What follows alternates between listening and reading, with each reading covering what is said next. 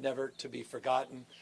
And it is appropriate, despite this pandemic and all the strife, the challenges, all the consternation that it brings, that we take this time together with our family and our loved ones to reflect and to remember. I know for our family, like so many others of you that are watching, this is an important weekend. My grandfather, Arthur Menzies, spent close to 5 years as a prisoner of war.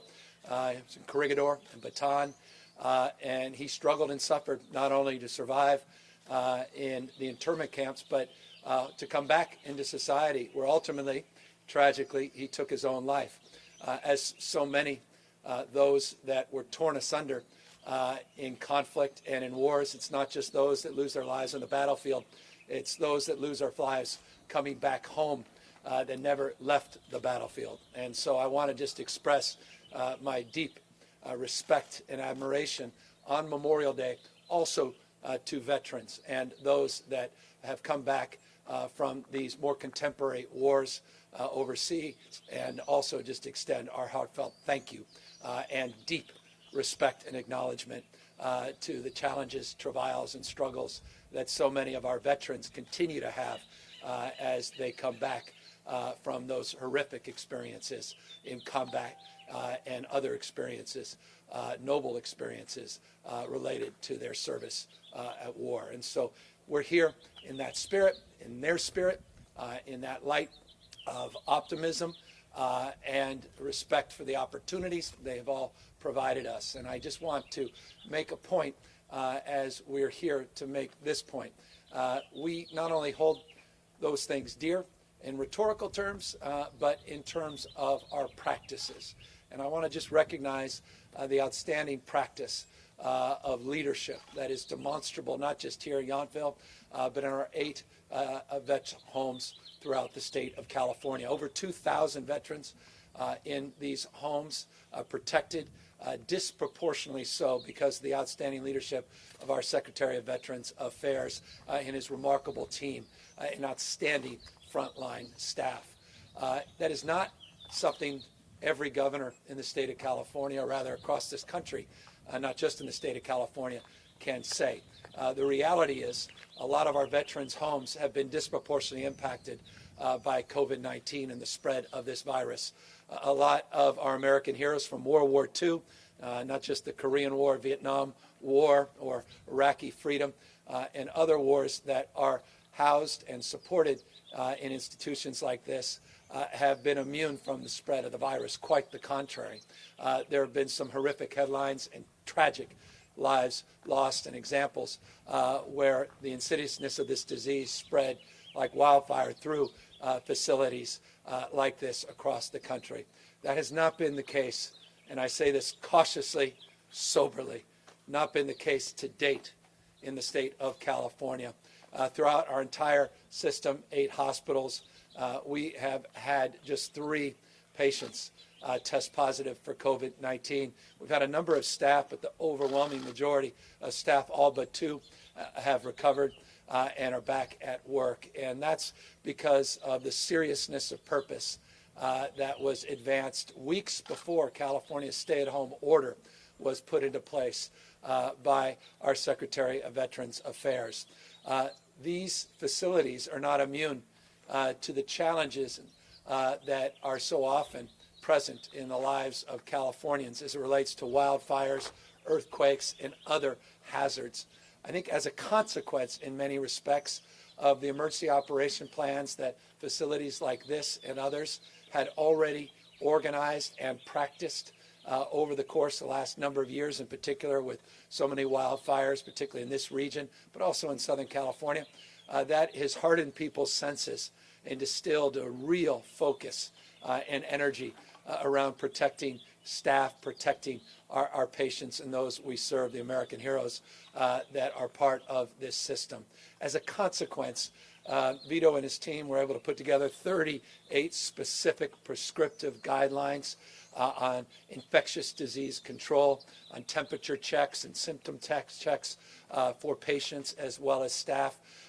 Just coming in here today, you could see the seriousness of this. It's like the TSA times infinity in terms of the number of checkpoints and people that are asking you personal questions about where you've traveled and your current symptoms and your health, doing temperature checks, people wearing masks throughout this facility, and the seriousness of the sanitation that has been put into place. It's because of those protocols that we have been able to protect the most vulnerable Californians. These are folks that are getting therapeutic care, not just recreational support, but assisted living, skilled nursing facilities within these facilities, all levels of care that are being provided to our American heroes. And so I just couldn't be more proud and privileged to have Vito and his team here, but more importantly, to have the Secretary of Veterans Affairs here to my right to say a few words and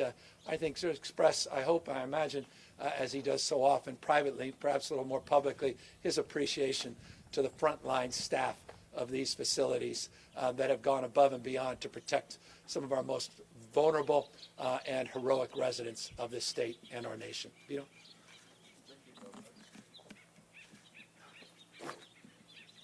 Good afternoon. Dr. Vito Imbasciani, Secretary of California Department of Veterans Affairs.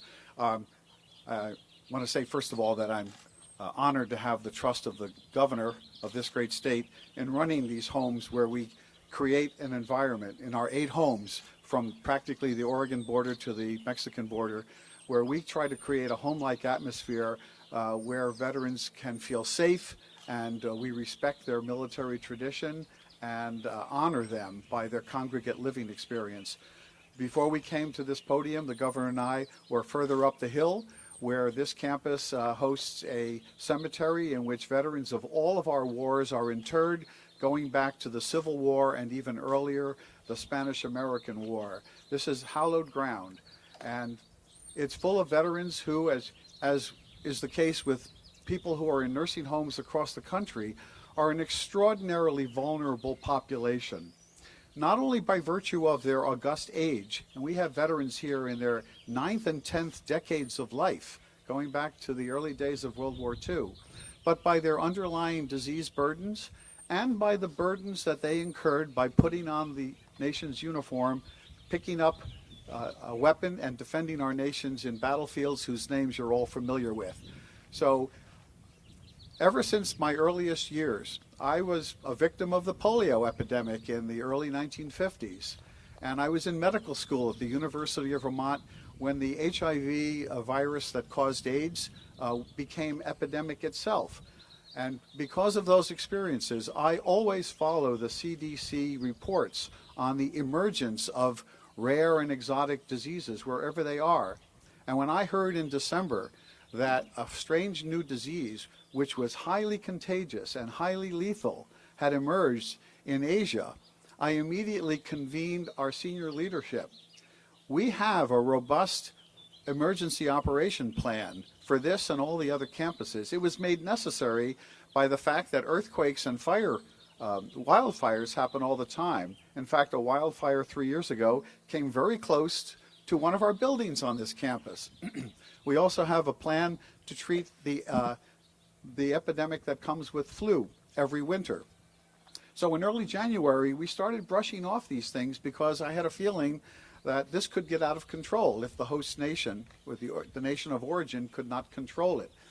And by late January, when we realized that the virus had escaped Asia and was here in California, we started a process that ultimately culminated in a progressive way in 38 steps, which we are happy to share with everyone, that gradually closed down the campus to prevent the entry of the virus, which I was afraid would run wildfire through the veteran population. And as the governor said, we did that, almost completely locking down the 8 homes about 2 weeks before the state of California went into a statewide stay-at-home closure order, thanks to the governor. we have a number of systems in place. For example, the veterans' homes have a physician in each home, and we have specially trained registered nurses who are expert in infection control. We teach every one of our employees, all 3,000 employees. It doesn't matter what your job is, whether you're a cook, a nurse's aide, or a groundskeeper, you know about infection control in our homes.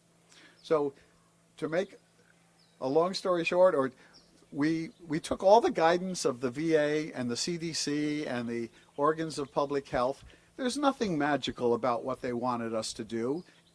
All their guidance is basically common sense plus a 10th grader's knowledge of germ theory. And we applied it to the veterans' homes. We just did it a month before everyone else and 2 weeks before the state.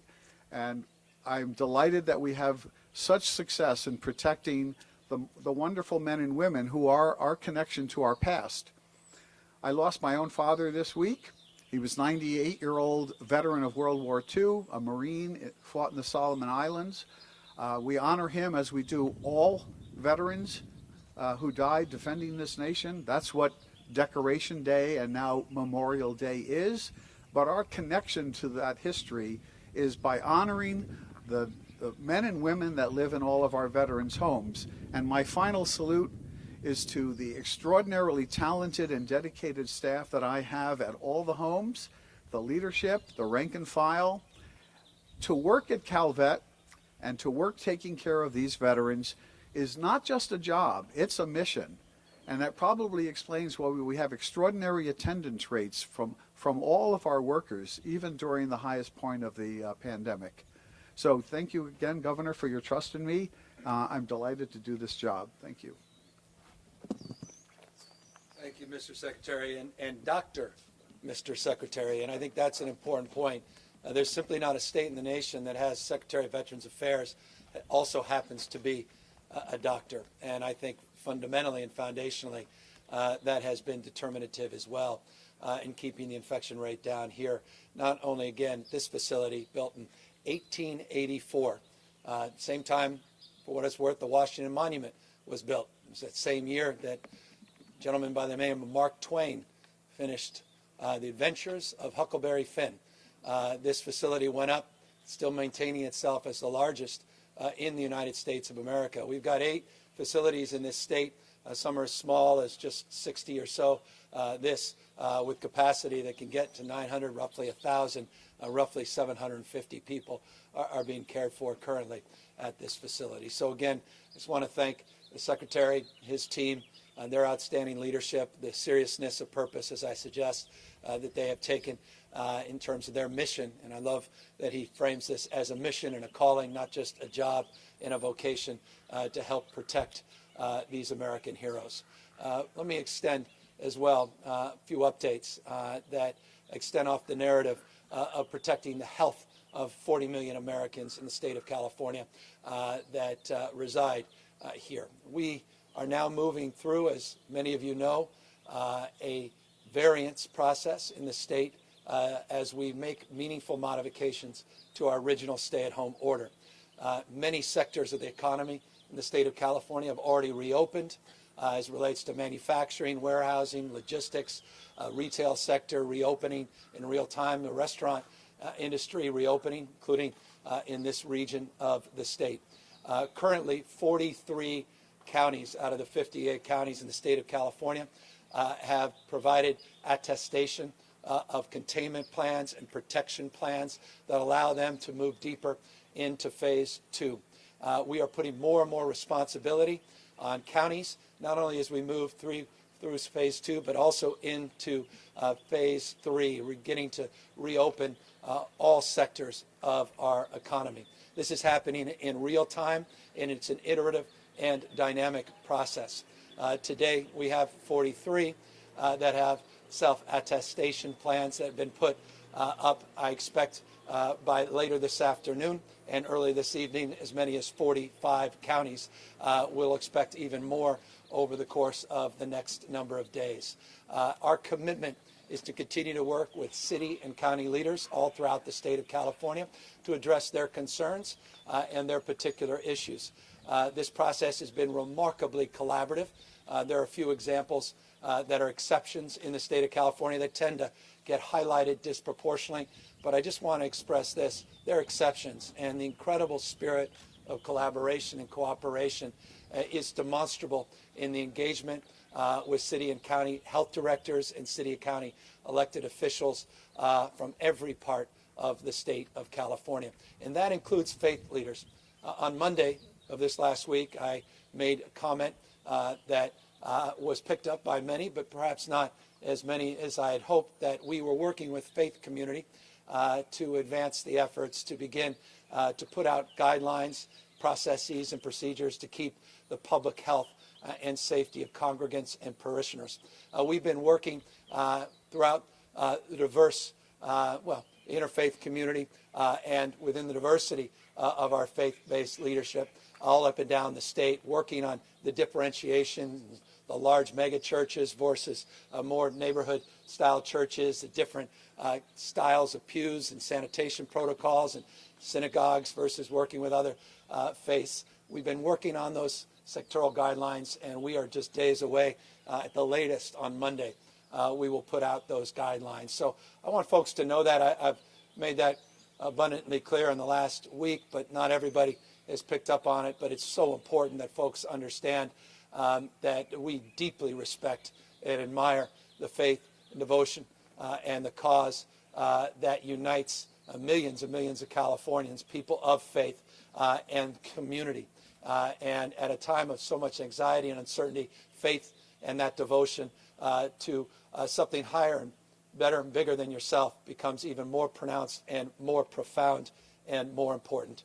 I grew up in a Catholic family, went to Catholic schools, went to University of Santa Clara University, and I often reflect on how impactful the Jesuits were in terms of my upbringing, Father Cause, and so many others that were so, that have defined so much of my life. And it's just an expression of my deep respect, admiration for people of faith. And I want folks to know we are working to move those guidelines forward, and we expect those guidelines to come out on Monday. And by the way, just for full disclosure, we didn't wait for the CDC guidelines. As many of you know, CDC guidelines haven't even been made public in any meaningful way yet. But we do look forward. We are told that they're coming out today to take a look at those guidelines and see if there's things in there that we hadn't already considered over the course of the last few weeks. One thing we have considered is as we open up the economy, that the prospect of increased transmissions is self-evident. As people no longer are practicing with the kind of discipline they were, the physical distancing and the like, that we could see incidences of spread and concentrations of spread. And we need to be prepared for that. And part of the attestation plans that are required of counties, those 43 to date, are that they have to have the ability to toggle back and address the virulent spread of COVID-19 if indeed the numbers bear that out. Hospitalization capacity, testing capacity, appropriate levels of PPE, protocols and procedures that keep their communities safe and healthy. Let me just give you an example of a county that continues to be of concern in the state of California, a county we care deeply about, and that's Imperial County. I mentioned just a few days ago, and I've mentioned it in previous occasions, we've been watching Imperial County as a county that's not densely populated, but is really one of the most beautiful counties in the state of California. And it's a county that has resources, but often those resources are stretched. They have a few hospitals in that county. Currently, those hospitals are stretched because of a number of people that have ended up that have COVID-related concerns into that hospital system. We've sent out a team, and we are putting a field medical station in Imperial County, up to 125 beds to help decompress their hospital system. They've been utilizing ventilators. They were up to 70+% of their ventilators in use last week. I mentioned that on a few separate occasions. Today it's about 52%, but we're making sure that we get down there with appropriate PPE and make sure that our CalMat teams are present, as well as CalGuard is present. So it gives you a sense of the kind of deployment that you may see in the future if we start to see some incidences of spread that cannot be contained, particularly in communities that don't necessarily have the resources of other communities. It's an expression of this, expression of faith and devotion to this cause as well, of your public health and the virulence of this disease. And look, we're at a facility that stood, Sentinel facility, that stood up in 1918 and 1919 through another pandemic and an influenza outbreak. And there was a second and third wave in that pandemic. There were elected officials and leaders that were the anti-mask brigade, that were disgusted by the idea that people would appear so weak by having masks as opposed to the strength that I think is the symbol of wearing a mask. So many of the tenets of that history, they say history doesn't repeat itself, but it certainly rhymes. We need to be students of that history. We're at a facility that lived through that history. And so I just want to caution everybody as we move through Memorial Day to appropriately spend time and reflect on American heroes and the cause of freedom that united each and every one of them, the purpose of Memorial Day, and spending time with family, that we also do so in a thoughtful way, and that we are cognizant of not only our loved ones, but the reality of the spread of this disease.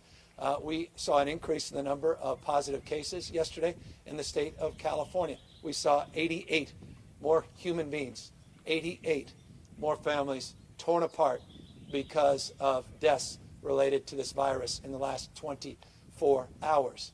So if you, by any stretch of the imagination, think just because the sun has come up and there's a sense of optimism that there's more light, not just in the surrounding environment, but at the end of this proverbial and figurative tunnel, those are proof points. But there's also another reality that is stubborn, and that is the virulence of this disease remains, and lives are continuing to be lost, even here in the state of California that has done so much not to experience that huge increase in cases, and actually is and continues to experience a decrease in terms of total number of hospitalizations, total number of people in ICUs. And as I do in these press conferences, let me say, I will remind you again that we are holding strong in that becoming more and more of a trend line, that we're not just seeing stability with hospitalizations in ICUs statewide, but we're actually seeing declines, 7.5% over a 14-day period in hospitalizations, 6.1% decline in total number of people in ICUs. And by the way, those numbers are more significant than they may appear in this respect. Those come off relatively stable numbers over the course of many, many weeks. Remember, we're not coming off a peak and seeing precipitous decline. We're coming off a relatively stable trend and still seeing some declines in ICUs and hospitalizations. And by the way, those are the 14-day trends, but we also saw a reduction yesterday. But again, I caution all of you, none of us live in the aggregate. Those numbers are in the aggregate. Imperial County is just an example of a community not living in the aggregate. Other parts of the state, completely different conditions, little to no spread, no cases, and that's why these variances are appropriate. And we're very, very pleased by the progress many of those parts of the state are making in terms of responsibly and safely reopening. More to come in that space. Final point I want to make, and that is to update you on two things that are also critical to continuing to make meaningful modifications to our stay-at-home order, and that's our ability to trace, isolate, and quarantine individuals that may have come in contact with this disease. We announced a few weeks ago a partnership with UCSF and UCLA, partnership with the University of California system, to train tracers, to work with our existing infrastructure of close to 3,000 tracers that already exist in our county health system, and to supplement that workforce. The goal is 10,000, the phase one goal, with the capacity to go up to about 18,000 with a second phase goal. We had 500 people that were our first cohort that were trained a week ago. 300 people are in this new cohort, and now we have a workforce of roughly 5% of those that are not in 24/7 jobs within the state of California that will provide us the human capital to get trained and commit 6 months to become part of this tracing corps that will get us to that 10,000 goal. Today we launched California Connected, and that's a PSA campaign to explain people what tracing really is and what it's not. Because none of us are naive. I'm certainly not naive. When you get a call from some stranger on the phone saying they work with government, not everybody is pleased to receive those calls. Some may actually think it's fraudulent. Some may just be more reticent to tell the truth about what's going on, or even comfortable of spending a time having a two-way conversation. And that's why it's really important as we train the tracers and build off the existing infrastructure that's been in place for years and years as it relates to tracing other diseases like measles and tuberculosis, HIV and AIDS, hepatitis, again, well established over the course of decades in this state, that we do so anew for COVID-19. And what makes this PSA effort so different is the cultural competency that's part of it. We're reaching out to communities that traditionally have not been reached out to as it relates to infectious disease control. Translating not just documents in multiple languages, but getting trusted messengers from within communities to let folks know that it's in not only their interest, but their community and their loved ones' interest to work with these trained professionals and provide information in a confidential manner. None of this information is shared. None of this information will ever, ever leave the vault that is a public health frame. This is all about mitigating spread and allowing us to move to reopen our economy much, much faster than we otherwise would. So while testing has substantially improved, and by the way, 1.5 million tests have now been conducted. Those are PCR tests, not the antibody tests. There's some states, lovingly I say this, that are conflating the antibody tests and PCR tests. We're not. Those are just the traditional swab-based PCR tests that you've become well accustomed to in the media and maybe personally for those of you that have been tested. Our testing now is averaging over 45,000 tests a day. The good news, the positivity rate is holding steady. Why does that matter? I'll remind everybody, it's foundational. As you exponentially increase, and remember, we were doing 2,000 tests a day just 6 or so weeks ago. Now we're doing over 45,000 tests a day. When you increase the number of tests, you're going to, by definition, likely see an increase in the total number of positives. What we look at, though, is percentage of people testing positive to those, the denominator, that have been tested. We have been about 4.1% positivity rate over the last 7 days. That's very encouraging.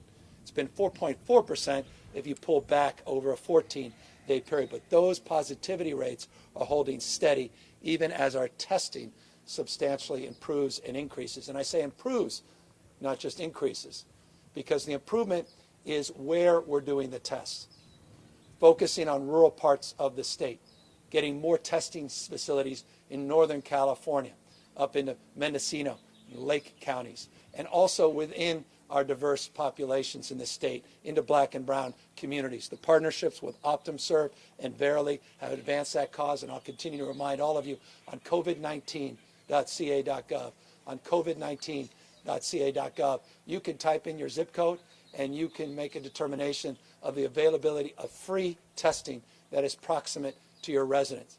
And we are doing our best to get up more sites in real time and know that testing is also foundational, but the tracing and tracking then become the then what question after someone has been tested positive, and making sure that we don't see a spread of additional cases. So progress being made in both places, and finally progress with PPE. Today I get my morning inventory. Over 86.4 million procedure masks have now come into the state. These large contracts that have gotten so much attention are producing real results. And those results are very, very relevant to the reopening of our economy, because those masks come in, those masks go out, not just to facilities like this, but also to sectors that can help open the economy quicker, getting them into the grocery sector, the food supply sector, the logistics and manufacturing sector. So again, good news on the PPE, progress on the tracing and tracking, and progress on testing, though again, all of those things have to continue to improve. No one's naive about that, and progress on the reopening of the California economy. And so I want to just leave you with that as we move into the weekend, in the spirit of some optimism, more guidelines coming out over the course of the next days, and certainly into the latter part of next week, even more will be statewide as well as regional. So that's the purpose of today, and update as always at these press conferences, and now look forward to answering any questions. Hi, Governor. Scott Schaefer from KQED. I'll be asking questions today on behalf of journalists across the state and beyond. No surprise, a number of outlets are curious about your thoughts on President Trump's comments today. He called churches essential and said that he'll override governors who do not allow houses of worship to resume in-person services immediately. And as you know, there were some 1,200 churches in California that have announced their intention to ignore the shelter-in-place directive. So what is your response to the president's statement, and what is your plan for churches? I know you said you're going to be saying more on Monday or even sooner. Yeah, no, we said, going back the beginning of this week, we've said a lot in this space that we've been engaging faith community. We look forward to churches reopening in a safe and responsible manner. And we have guidelines that we anticipated completing on Monday, and we're on track to do just that. We appreciate the CDC is apparently going to be providing today, we're told, some recommendations. We'll take a look at those, but we haven't waited around for the federal administration's recommendations in this space. We take the issue very, very seriously and to heart, and we have been very aggressive in trying to put together guidelines that will do justice to people's health and their fundamental need and desire to practice their faith. And so we are looking forward to a very positive working relationship with faith leaders as we make public those documents, and look forward to working through this issue in the spirit of cooperation and collaboration. Any response to what the president said? I think that was an adequate response. All right. KCRW-TV in Sacramento is asking, did you work with casinos that are reopening? What is your message to those large groups? Yeah, we're close, as I said as well on Monday, that we believe around the 8th of June, plus or minus. These days are just 10 poles of approximate timelines where we are putting out guidelines, not just for casinos, but card rooms as well. Had some wonderful phone calls within this sector, tribal leaders just a few days ago, 100 plus tribal leaders getting their feedback, and they're helping us organize the guidance. They have been incredible in terms of not only being supportive of the engagement, but providing us some incredibly enriching and robust ideas on public health. One of the largest tribes in the United States that happens to be here in the state of California has been consulting with Johns Hopkins University, been working very collaboratively with their county health director. They provided us some really remarkable and robust and detailed ideas that we believe can be advanced as best practices across the sector. It's just an example of the collaborative spirit. I know there are a few here and there that have decided to move a little bit earlier against the advice of their local county health directors, but the vast majority are working very collaboratively with the state, and we're looking forward to putting out those guidelines in just a matter of days and weeks. Governor, a question from Jeremy White at Politico. As you know, there was a lawsuit filed yesterday by congressional candidate Darrell Issa and others challenging the legality of your vote-by-mail executive order. How concerned are you about that adding uncertainty to the November election, and will you push for legislation from the state legislature to be on firmer legal ground? No, we're on firm legal ground. Vote-by-mail is not novel in the state of California, nor was it in a recent special election, but we're confident in the effort. We believe it's the right thing. We also believe it's a nonpartisan issue. Public health is a nonpartisan issue. We want to keep people safe, and you'll still have points of contact for people that are disabled, people that are not as familiar with vote by mail will still have those points of contact for in-person voting opportunities. But we needed to move forward, sense of urgency, so we can prepare for the election. Many people know Utah, hardly a liberal state, has been doing vote by mail for years, not just Oregon and a few others. I think there's 5+ states that do vote by mail. But I think it's a responsible thing to do to encourage people to vote and have an alternative to waiting in line and potentially, especially going back into the fall and experiencing a second wave that could put that election at risk. I think elections are too important. I think Mr. Issa's election's too important. So just to affirm, you do not need the legislature, or you don't think the legislature needs to weigh in at all? I think it's always healthy when people weigh in, and the extent legislature, which, by the way, trust me, weighed in, worked very collaboratively with us on the executive order. More importantly, it's been working very collaboratively with the Secretary of State, and we appreciate their work, and the extent they want to codify it, I think that could help as well. Why not? Question from my colleagues at KQED. The state's guidance still directs Californians to, quote, not gather with any number of people who are not members of your household. Do you expect changes to guidance around small gatherings, and how does this fit into the reopening roadmap you've created for businesses and schools? Yeah, this all is part of the iterative process. We said it's a dynamic process, and all of this will begin to change. Every single point of reference, specific and general, that's reflected in that stay-at-home order, we expect it to change. So the answer is yes, we expect that to change. By definition, this is not a permanent state. We are in this current stay-at-home order because of a state of emergency, because of the spread of COVID-19. It wasn't last year. It was just a few weeks ago that this was brought to everybody's attention in very acute ways, including the president, who universally was focused on the needs of states, ventilators, personal protective gear, and actually was criticizing, I think, one state for moving too quickly to reopen just a few weeks ago, not years ago. It's a way of expressing this. I want folks not to develop amnesia that this disease is still with us, and people literally are dying. People are losing their lives, including 88 families completely destroyed this Memorial Day and are mourning for the loss of a loved one. And we need to protect people, and to the extent that we are guided by health, we are, by science, by data. A lot of good data coming out in terms of stability and spread, but that's because of the extraordinary work of 40 million Californians practicing physical distancing. I just encourage them to continue to do the same, and the more we do to stabilize the situation, the quicker we'll be able to move forward with those modifications. But again, this is not months and months of a permanent state. It's a dynamic state, and every week, we will be making modifications, we anticipate, to that stay-at-home order as we did this week and have previewed for next week. Governor, a question from Associated Press. Assembly Budget Chair Phil Ting pointed out today that the state doesn't declare emergencies and give you complete authority to do whatever you want. Those may be his words.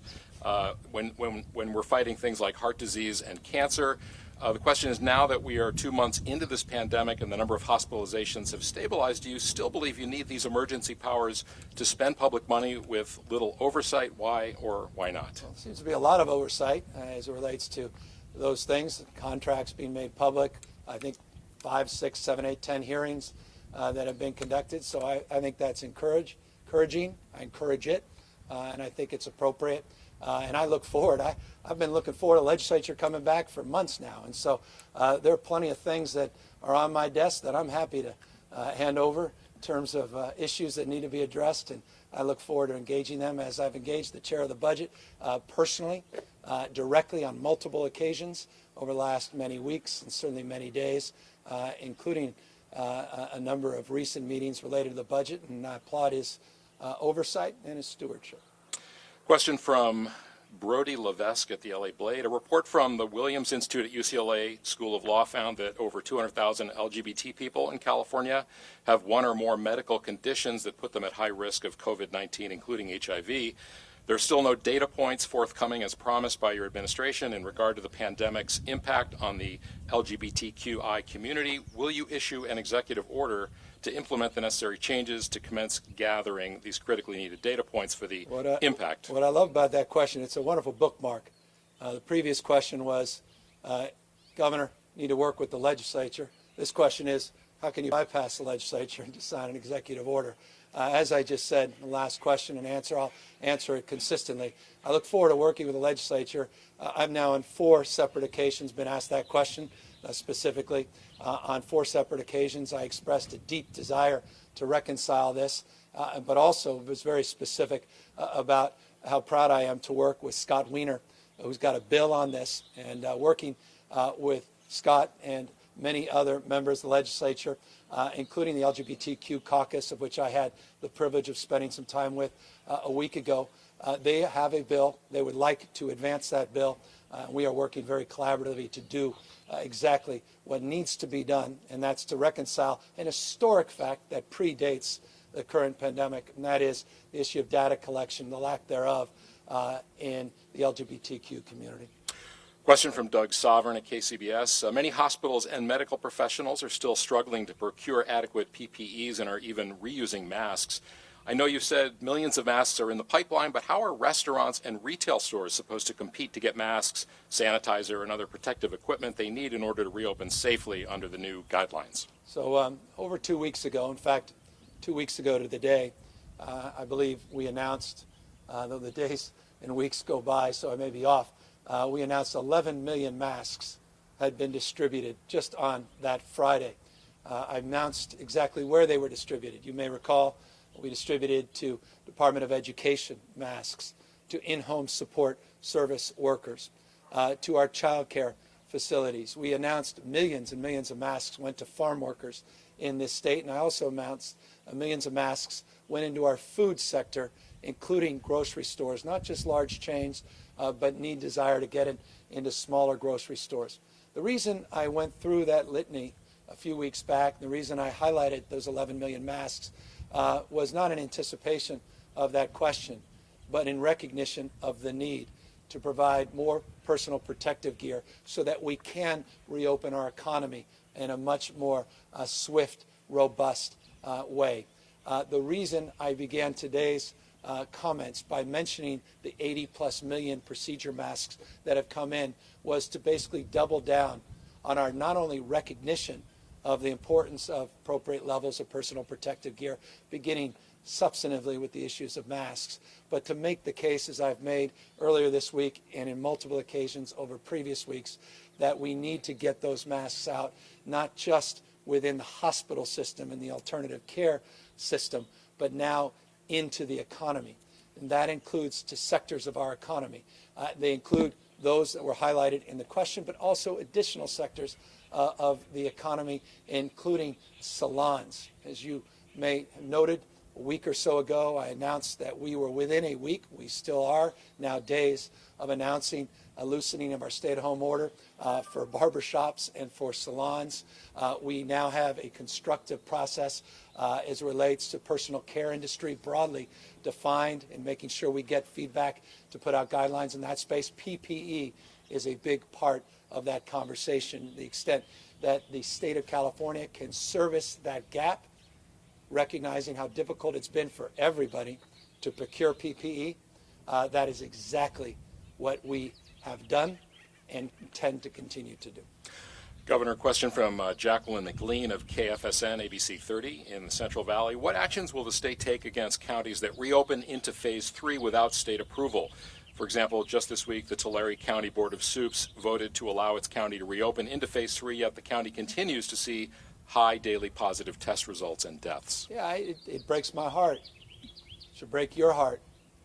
Families of loved ones that are impacted that may not have been impacted by COVID-19. May have a loved one lost their life, would not otherwise lost their life because people aren't working in the spirit of collaboration with their health professionals that understand the virulence of this disease and understand the consequences of being flippant about the moment. I'm deeply sensitive and I have deep admiration and respect for the elected officials in Tulare County. I want them to know that. and I want them to know I understand their deep desire that I share to reopen every aspect of the economy and go back to normalcy that we had just 100 days ago. And as they are well aware, we are working collaboratively with them, but they want to go deeper into the next phase against the advice of a lot of our health officials. And to the extent we'll continue to collaborate, continue to cooperate, we may have areas of disagreement. By the way, it's interesting, the county officials have disagreement with a lot of the city officials, where the city officials are saying, don't put this pressure on us, we don't want to go as quickly. So it's a dynamic that will work itself out. This isn't, again, an exception. Overwhelming majority of counties are working very, very collaboratively.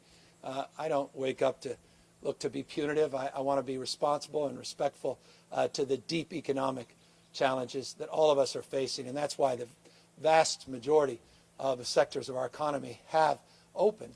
But again, these modifications, I know, are difficult and are very vexing for business leaders as they navigate these very, very difficult times. And so I just want to reflect an empathetic, a sense of empathy and understanding to those that have disagreements, and respect. But I hope that they know we look forward to working with them, and I don't take comments and resolutions personally. Governor, a question from Joe Matthews from Socolow Public Square. Before COVID, a third of Californians, including half our kids, were on Medi-Cal.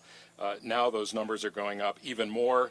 Is Medi-Cal really strong enough to serve 14 or 15 million Californians and to get them timely access to high-quality health care? Is it sustainable? It depends how you define sustainable. It's situational.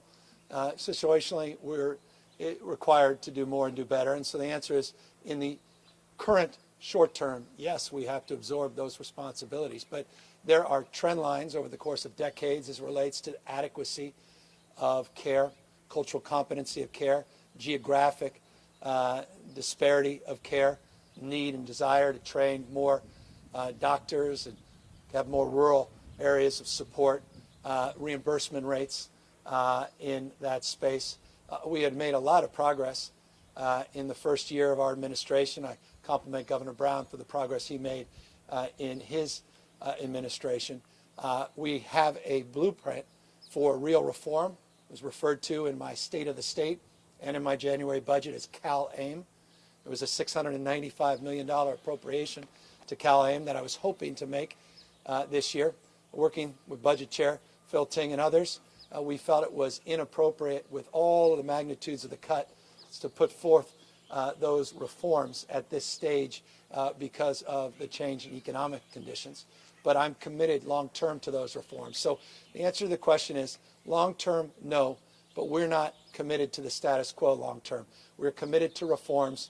We have the architecture, CalAIM, for those reforms and the supports that we provided in terms of reinforcement rates, new medical schools that we want to put up, the work we're doing to reimburse people that support Medi-Cal beneficiaries and paying off their medical debts, a whole panoply of reforms that are part of our package of substantively answering a very profoundly important question that deserves more than just a soundbite response. Governor, last question from Kevin Yamamura of Politico, and it's one I think a lot of parents are wondering about. Will summer camps and day camps be allowed to open this summer? Yeah, and we're working very, very closely. In fact, I was just talking to the head of the California Teachers Association as just one example, but profoundly important example of leadership in this space, reflecting his members' concerns and reminding me of what I think all of us should be reminded of, and that is the nature of our system that's so decentralized throughout the state of California. Not only are we 58 counties, 470, almost 480 cities, but we're over 1,000 school districts in the state of California, independently led with a deep appreciation and recognition that localism is profound as much as it is pronounced. The LCFF process that was developed under the previous administration went very specifically to this framework and advanced that cause, I think, in an appropriate way. So will the cause of reopening, recognizing that it's a bottom-up process, not a top-down process. It's a long way of saying this, that we have been working with many, many stakeholders in this space, not least of which the Superintendent of Public Education, the head of the state school board, Linda Darling Hammond, many, many others, to work to put out guidelines, not only for reopening schools with the flexibility that are required to address learning loss associated with the end and the disruption of our school year because of COVID-19, but also in the space of summer schools. We have guidelines that will be updated. We already have had guidelines out and have been updated on multiple occasions for child care facilities. Those will be updated and out next week as well. We have summer camp and summer school guidelines we're also working on.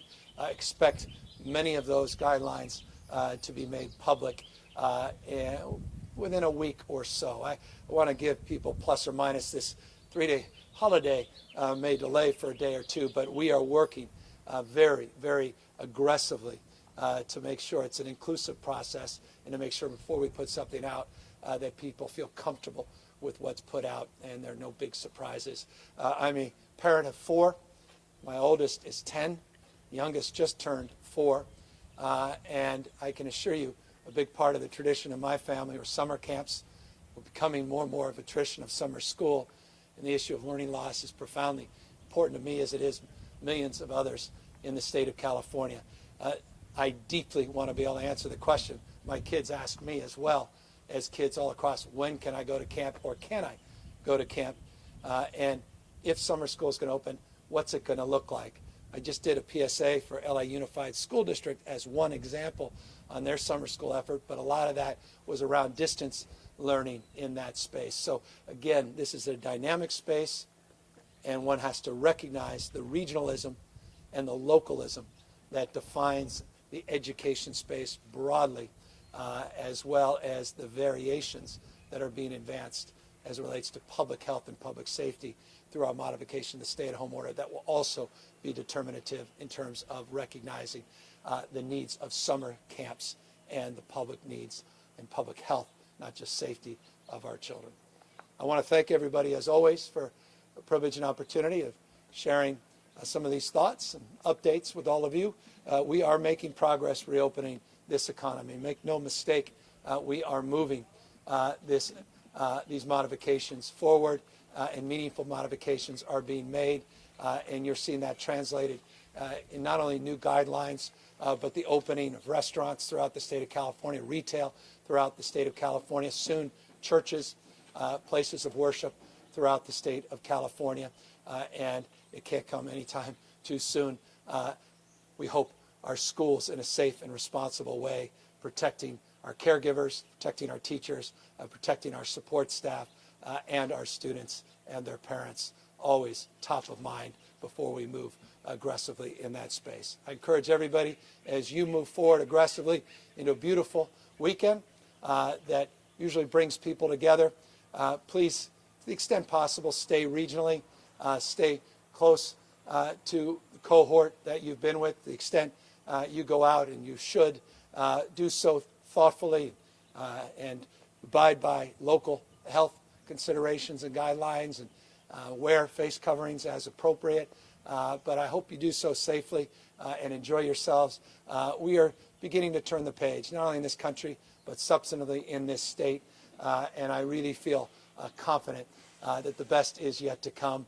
But again, that's a sober point, and I don't need to remind you that it'll be our decisions that will determine that fate and that future.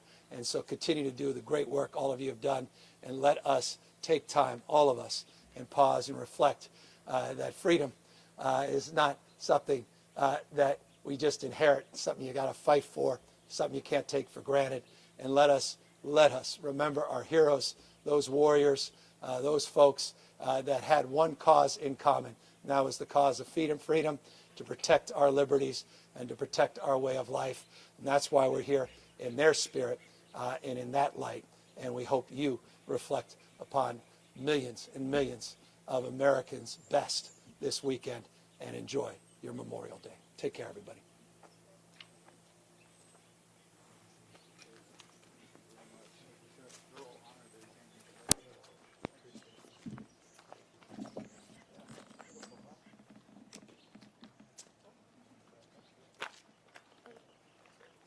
Yeah,